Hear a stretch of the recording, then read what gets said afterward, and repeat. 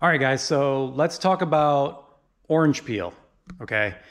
That's something that everybody's trying to get rid of. Nobody wants to deal with orange peel on your paint job. So I'm a rookie painter, okay? So this would be pertaining to people who, are painting in their garage, okay?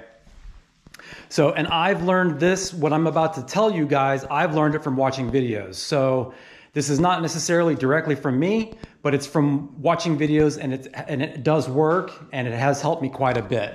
Okay, so I just got done clearing this about 10 minutes ago, okay?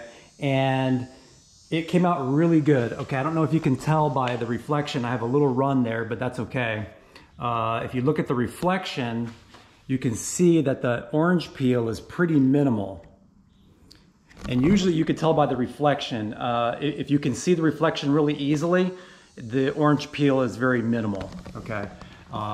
So yeah, it came out really, really flat.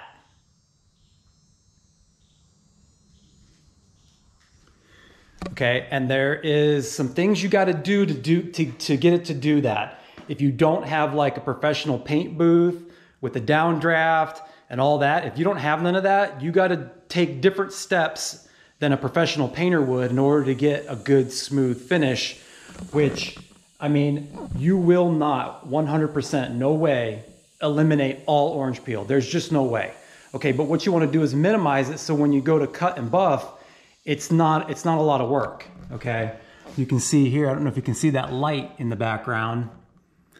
This panel here has slightly more orange peel than this one, but not too bad. So you can see it in the sun there. And yeah, I have 1, 2, 3 runs, okay? And that's okay. Runs are no big deal. I prefer runs over a whole panel having just terrible orange peel, because a run is very easy to go over with some 1000 grit, and you're gonna buff that right out, okay? So don't worry about runs. Runs are not necessarily your enemy, okay? So let's go over the settings I'm using on this gun. Now this gun is from Harbor Freight, okay? This is one of their better guns. It's got a 1.3 tip, okay?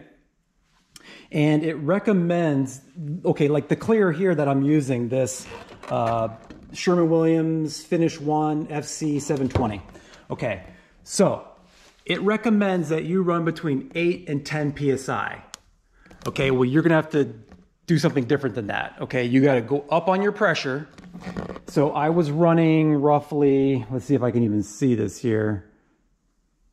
I was running around 20 PSI. If I can see that right. It's got some clear that's settled on it and it's hard to see, but I marked it right around 20 PSI, okay? So you can see that's almost double than what they recommend, right? So, and then what I do is when you adjust your material, okay, this is your fan, meaning how wide your fan is. So you can adjust this down to like a dot, or you can adjust it out to almost 12 inches. I was running it around 6 inches, okay? So you're gonna dial this in to where you get it to around 6 inches, okay? And what I like to do, always keep like cardboard or pieces of wood or anything you can spray on. You always do that before you even go anywhere near your part, okay? So I have this piece of wood here that this is just gonna be like part of my shop, so I was spraying right on there, spraying right on there to get my pattern right. And I'll sit there for, if I have to, a few minutes just to dial it in perfect, okay?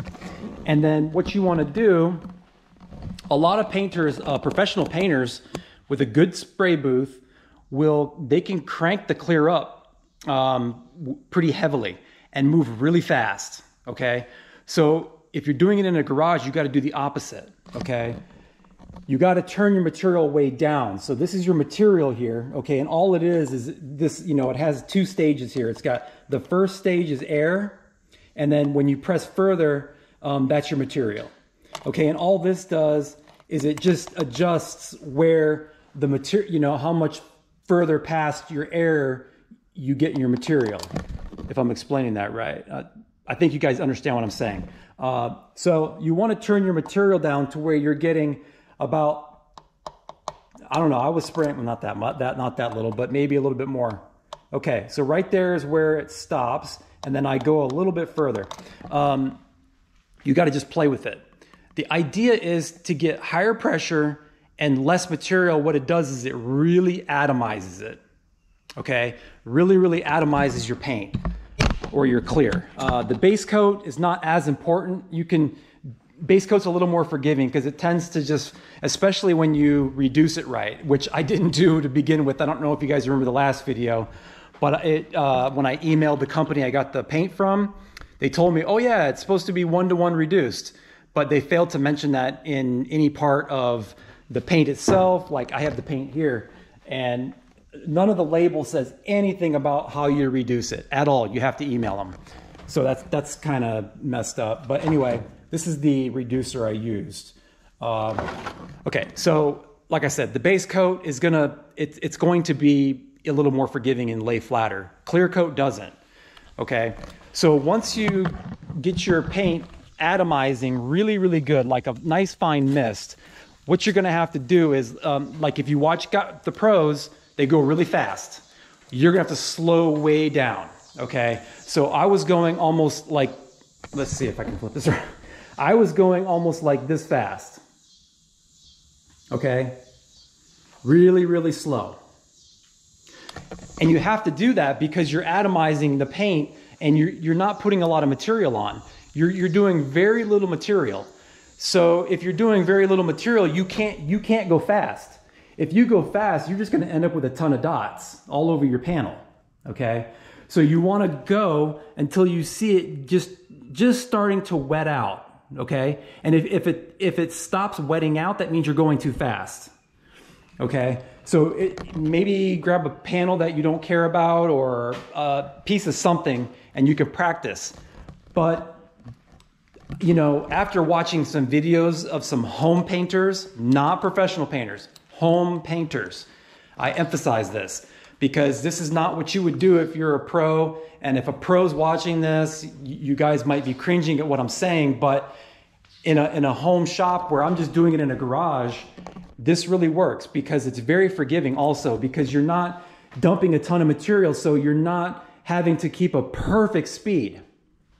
So if you get a little ahead of yourself, you can slow down and go back because you're not putting out so much material that it's just gonna run like crazy and become a mess.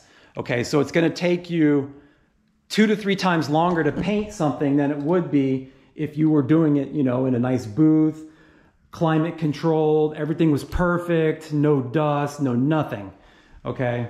So this is what I found works for me. May not work for you, I don't know. But I just wanted to throw this out there to help anybody that was trying to paint in their garage. I mean, look at, that looks really good. I did not do this good with the black car, okay? If you go back and watch my videos from a year ago, I had a ton of orange peel to sand out. And it was a lot of work. I mean, it was weeks of sanding to get it the way it looks now. And I can tell just by looking at this that it's not gonna be anywhere near that. This is definitely gonna sand much easier because it's got way less orange peel. Okay, so yeah. So another tip, this is probably a given, most people would know this, but I did something really stupid. These types of rags right here that you buy that are cheap for like oil and stuff, they do not belong anywhere near paint or any kind of paint gun or anything you're painting. Do not have this kind of rags anywhere near, okay? So I had these rags sitting over here somewhere and I wiped my hands off on the rag and somehow red fibers got all in this here. It somehow went up in the air and got into my cup. And I went ahead and cleared the rear bumper, okay, the rear bumper. And after I was done, the next day I came back and it was full of red threads all over it. Like it was just covered in these little tiny red threads. And I was like, where in the heck did this come from? And then I went back and looked at just around my bench, and sure enough, them rags were nearby, and I got it on my hands. Those rags will never come anywhere near where I'm painting. They won't come over here. I will never use them on my hands when I'm, just trying to clean my hands. But yeah, but today it's no red stuff in this paint. So I basically had to re-sand the whole thing. It took me another day of sanding the rear bumper, and then re-base coat and re-clear it. So don't make that mistake. Keep those rags out of your area when you're doing any kind of painting. These things are horrible. They're great for grease and changing your oil or whatever, just for cleanup, but they don't belong anywhere near painting. But anyway, I just wanted to share that with you guys. Hopefully it helps someone. We'll keep moving on here. Now that I've got the bumpers done, I'll move them over to this side of the shop, maybe put them up here to continue to cure. Maybe in a week from now, or I don't know, maybe probably doesn't take that long, but maybe a week, 3 to 4 or 5 days, you can start cutting and buffing it. And then another tip is the longer you wait to cut and buff, the harder it is. So if your paint's cured and it's 3 or 4 days later, you can start cutting it, and it'll cut much easier. Okay, so I did another video. I use these Trizac sanding discs. Probably on the bumpers, I'm not going to use these. I'll just use some like 1000 grit or 1500 grit or 1200 or something like that. Just because there's too many curves, and I can't. These are for these are for an orbital. Okay, so you can't really put a 5-inch orbital on those bumpers because there's too many curves. But now when we do the hood, these fenders, the roof, when we do all that, those will come in really handy. You just keep them really wet, and it really sands off all the orange peel. So yeah, anyway, I just want to make this video, and maybe it'll help somebody. If not, then I understand. And if you guys have any extra tips for me, I'm all ears, because like I said, I'm a rookie painter and I don't do this for a living. I do it as a hobby. And yeah, anyway, that's gonna do it. Check you all later.